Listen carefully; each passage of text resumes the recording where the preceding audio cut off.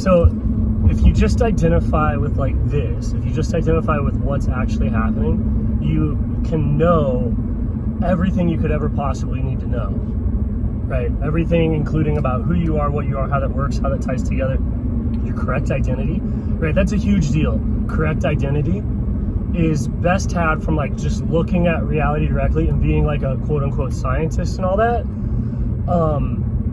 You just look at it directly and you'll see, okay, what am I? Let's take it apart. Let's look at it. What am I? Oh, I'm this body. It's mostly water. It's mostly water. Where is the source of the light? Where is the light behind my eyes? The light that's different in me versus a dead body. Where is that? Where am I looking from? The water. The water, the air, the electricity, the metabolism, everything is in the water of the body. All the energy is coming out of the blood. Right? The blood is like where your energy is coming from. It's not necessarily you. It's this thing that you make, this thing that you do, but it's not exactly you. There's no cells in it, right? There's no individuality in the blood. All the hemoglobin, all the blood cells don't even have, they're kind of dead. There's nothing but hemoglobin in them. There's no nucleus. I don't think there's any genetic material. So your water, it's coming out of that. So the body like puts all of this experience into you, right? You're just water, you're just awareness. The body, based off of its DNA, starts to put experience into you. And it isolates you from other water, so you have a separate experience. Normally, as consciousness, as water, you would be having a totalizing experience. Like the ocean is vast, but it's a single experience. Like when I get in the water right there, it's the same as the water. It's the same body of water. It's the same consciousness as every other place on Earth.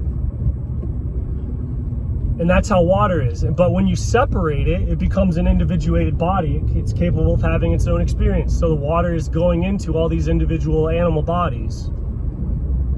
What makes the animal bodies? The DNA. The snake.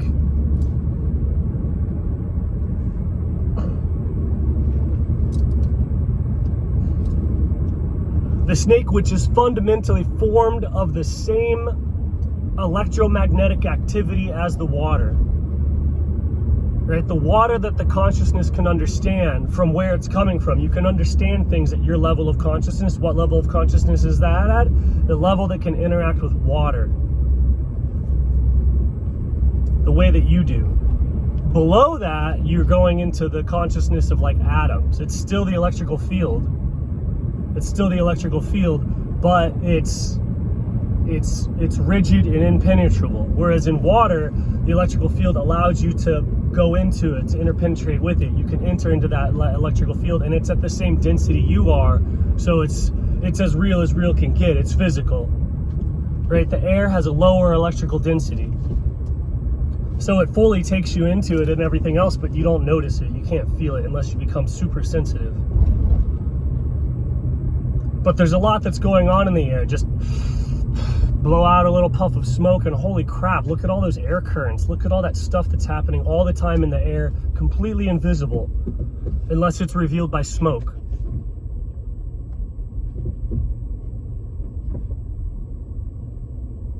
And so that's why smoking pot or smoking drugs in general changes your consciousness, because it changes the density of the air around you, and it goes into your consciousness, it goes into your field, and it makes certain things that are either too invisible or too subtle for you to feel, they become visible. The same way that you can't feel what the air current is doing 10 feet from you, even though you're connected to it in a medium, but if you have smoke there, you can see it. It becomes visible.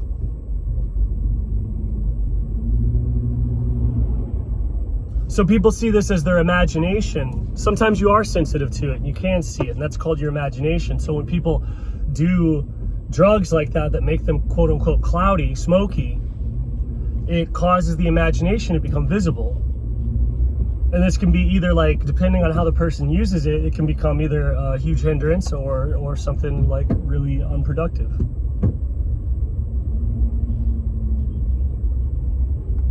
but it clouds the vision. If you know how to look at the vision, you go, oh, there's smoke signals, or oh, like you can read the smoke.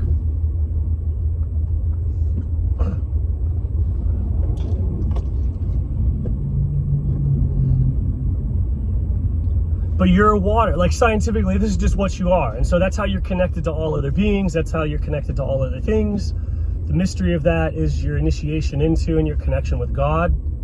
Like what I'm saying right now is not any different from what is taught in every religion that I've ever studied, and up to and including especially Christianity, albeit unspoken, unpacked, just in terms of how they interact with and use water. The main icon of Christian theology is the Trinity, and the Trinity in the main icon of Christianity is presented to the world in water. At the baptism of Christ and in the baptism of each individual person, you go, this is your introduction into like the truth of being.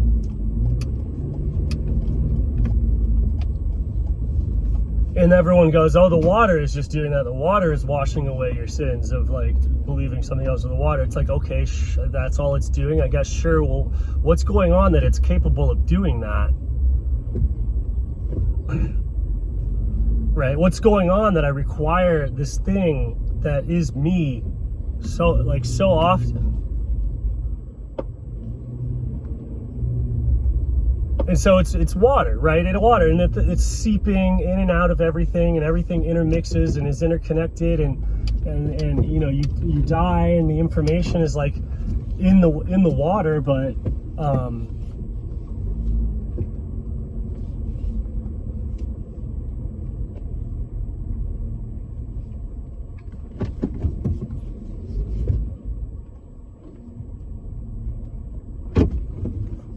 But you know, the experience of having a body, of being a person, it imprints into the specific body of water, so that even when the body of water is lost, or if you die, and that water is like, oh, you go back to the ocean, or the drop becomes the ocean again, the information of the drop spreads to and instantaneously is received by the whole thing.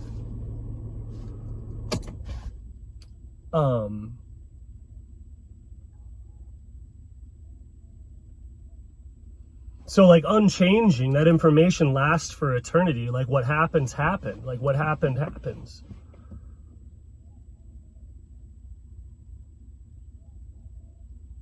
And then the goodness of that thing is forever, right? And then the drop, like the body, that's not a death exactly. The re-merging with. And then that information is going to, you know, influence the creation of new drops. And this happens exactly like you see it, like people like having kids reproducing, the water intermixes, right? Everywhere you look, the water is intermixing, and then you have the snake, the DNA. The snake is that different level of consciousness that's not really fathomable to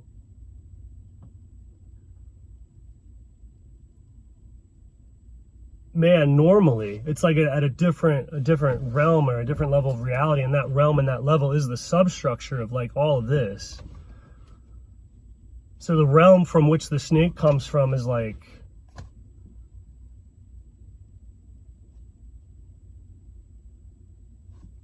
that place you go where you go like inside of perception and into that, like, I guess people see it as the quantum, the sub realm, DMT space.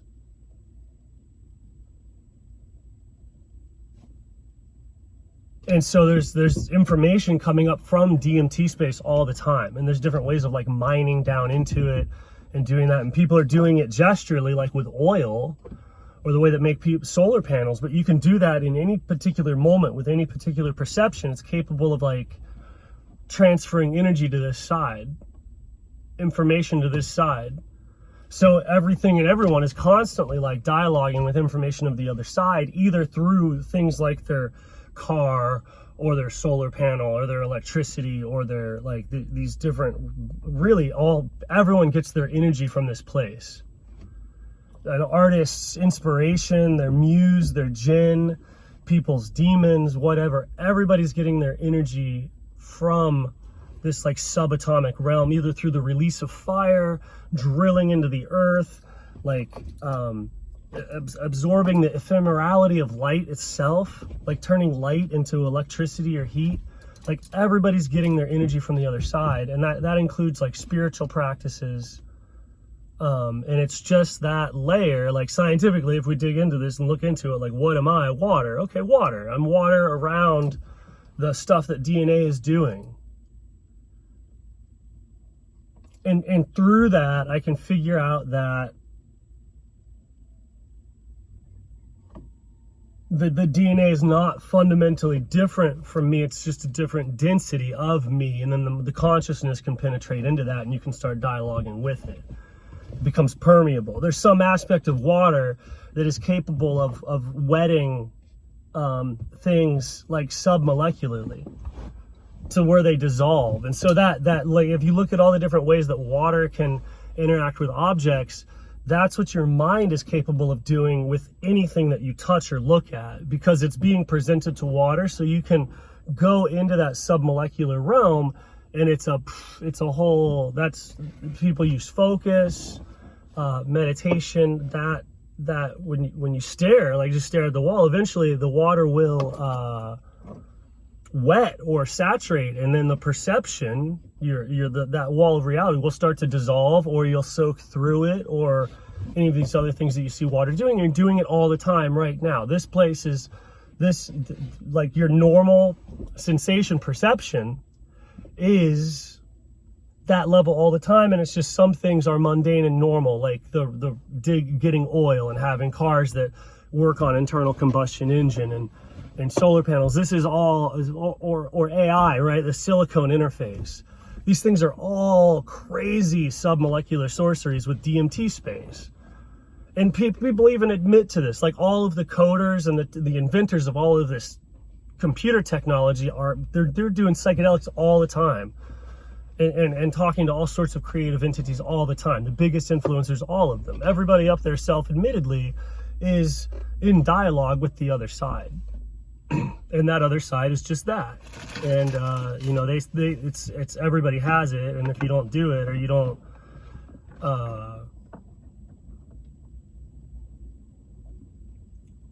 yeah, it's just so it's like everything that's going on is just what's going on. It's pretty